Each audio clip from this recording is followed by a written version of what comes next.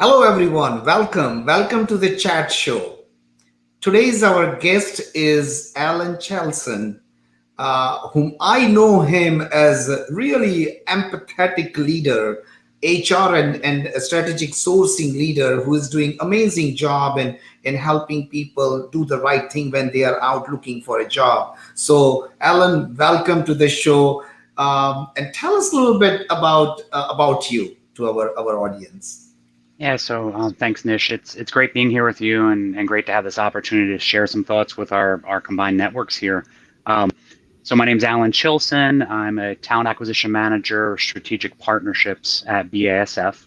BASF is one of the world's largest chemical companies, but most people don't know us because we're not a branded thing that you have in your house. But to give a little bit about my role, I manage both a very large RPO engagement. RPO stands for Recruitment Process Outsourcing, and also a large temporary or contingent staffing engagement. So manage those two vendors and look for ways to optimize the workforce for BASF. And prior to that, I've had several talent acquisition leadership roles, both managing vendor programs, but also managing in-house recruiting teams. Great. Thank you, Alan. So, as a talent acquisition expert, you must be dealing with a lot of job seekers and a lot of hiring managers and making sure that those activity takes place in a right way for the benefit of both parties. So, considering that and considering the current situation, please share your thoughts on if I'm a job seeker, what are the things I should look for? And what I have learned from you is your. I would like you to talk about your empathetic approach, towards finding the job or helping somebody find meaningful employment. So please share your thoughts on that. Yep, for sure. So I think for one, I think networking becomes one of the key words, right? In the past, we've often, you can sit and you can apply to jobs online. You wait to get emails, you wait to get phone calls that your application's been accepted, you're invited to an interview. But really, nowadays, I think it's even more important than ever to network. And I'm hearing the words as I say that of a former colleague and friend. His name is Jerome Leday.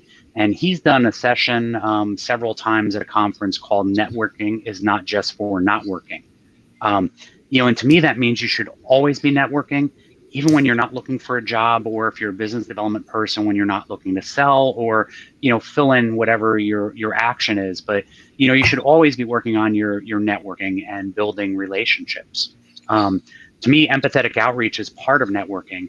And it's when, we reach out to give or offer assistance versus when you're reaching out to request assistance, right? So it's kind of paying it forward or putting some money in the jar before you ask for some out of the jar. And I think you should reach out to those in your network that you can tell need some help right now. And a lot of those people are posting with the Ready for Work label on LinkedIn, or you can see that they've been recently impacted. They could use your help. And, they may not want to reach out to you to ask for help because maybe they've not been doing a good job of networking when they didn't need help. But to me, the empathy comes from us reaching out to people and saying, hey, I see you've been impacted. Might I be able to help? And, probably the other thing I would add to that is then once you are that person who is in job search and you've been impacted, like I mentioned, applying to jobs and waiting to hear back is not enough. There's a lot of job opportunities that may not make it onto a job board or a website or onto Indeed.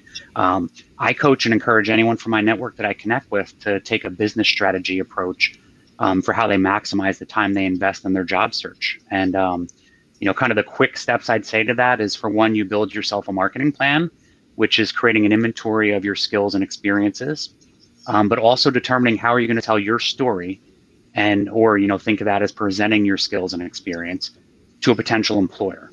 And then build a business development plan where you'll create a list of target companies and the roles at those companies that you'd be interested in within your region, or if you're open to relocation within multiple regions. And then do thorough research on those companies, learn as much as you can about the company, and then you go leverage your network and you look to make connections with people in those companies that are on your target list, and look to work with them and network. right? Learn more about their role at the company, learn more about what they feel the employee experience at the company is. You're not networking them to ask them if they can put you in, be a referral to get you in for a job interview, but you're really learning more through them. And I think if you take that approach, you build your marketing plan, you can tell your story. You take your business development approach of how are you going to go out and put your foot in the door at the companies you'd like to work with. And then these people you talk to during your networking calls, um, they almost become your brand ambassadors, right? They know what you're looking for. So if somebody mentions a role you may fit, they should say, hey, you should call Alan. Or vice versa, they'll call me and say, hey, I was talking to a colleague and there's a role you might be interested in. But that way you're not asking them for a job or an interview, but you're educating them about what you could do for their company. So that was probably a long answer to your initial question, um, No, but I'll turn that over from there. no, this is excellent. Really appreciate that. In fact, you mentioned about, and as we all know, during this difficult time, we all are kind of doing our best, juggling things, and so that empathetic approach of reaching out to someone. How do you manage that? What are, yeah, any your personal experience or thoughts how we can kind of help ourselves to help somebody? How do you think and execute? Yeah, so I can tell you, I mean, an example that is really from the past 2 weeks is I saw that somebody who I used to work with, so 2 jobs ago for me, 10 years ago, she was my primary contact. She was the account manager at a relocation company that my company used, and I managed that relationship. And I saw that after 16 years of that company, she'd been impacted through downsizing. And I saw it on LinkedIn, so I reached out to her through messaging and said, hey, Yeah. um, I see you are in job search, and if there's anything I can do to help, I said, if my network is your network. If you'd like to talk about strategies, let me know. And within a week's time, we got together on a Zoom meeting, and we had not talked for several years, so we caught up on family and things, and then we talked about her resume, her target jobs, and kind of the approach I mentioned of putting together a marketing plan. And I shared with her some examples of what I used when I was in job search back in 2017. So, but it all started with just reaching out to say, if I can help, I'm here. Yeah, and that is, I would say, this is truly empathetic approach towards.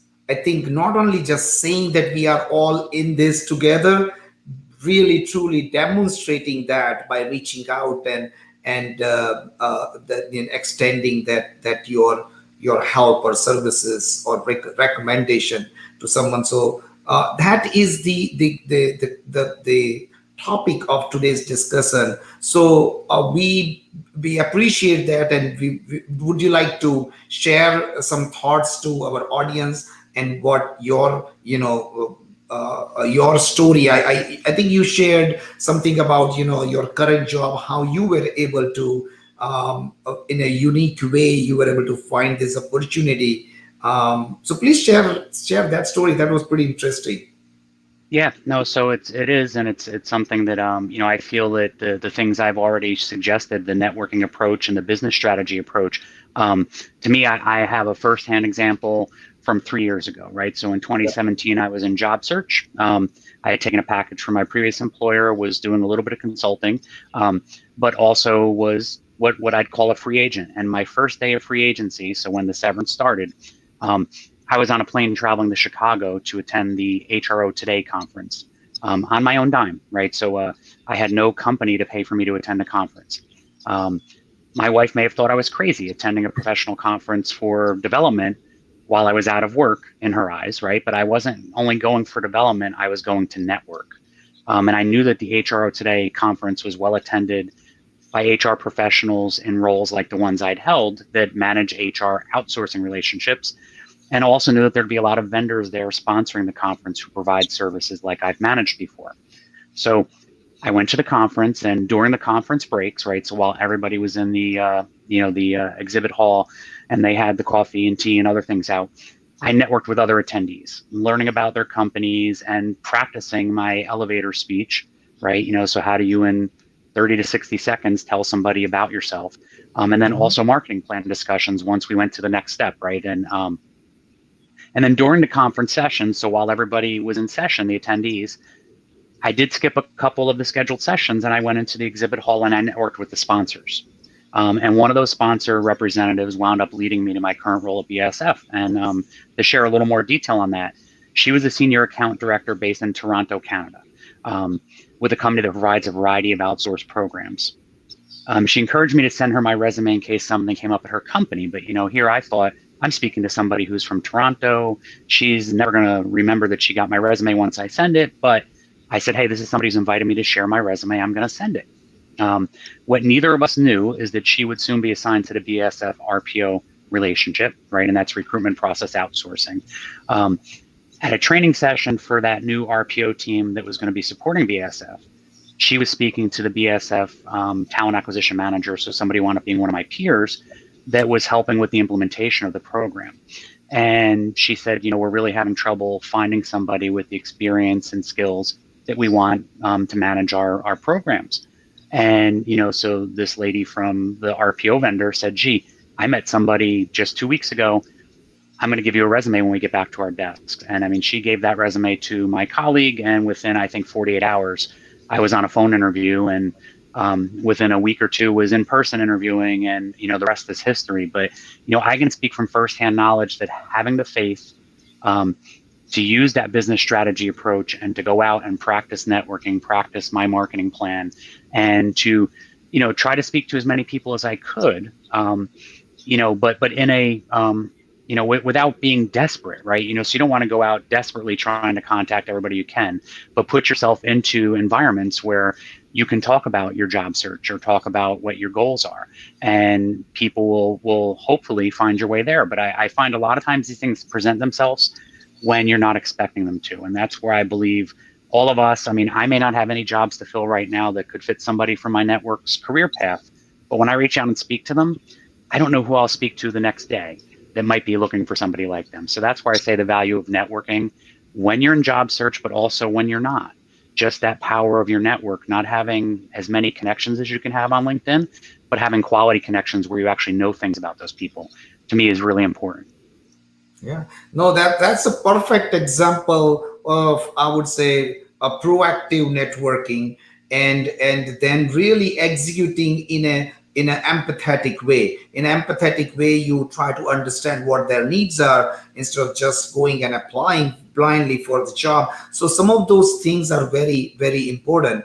One of the thing which we would like to learn from you in closing is any story or any incidents you can think of where you have seen empathetic creativity or innovation in the procurement or in the talent acquisition space, or any approach or any story which can demonstrate Yeah. innovation and empathy.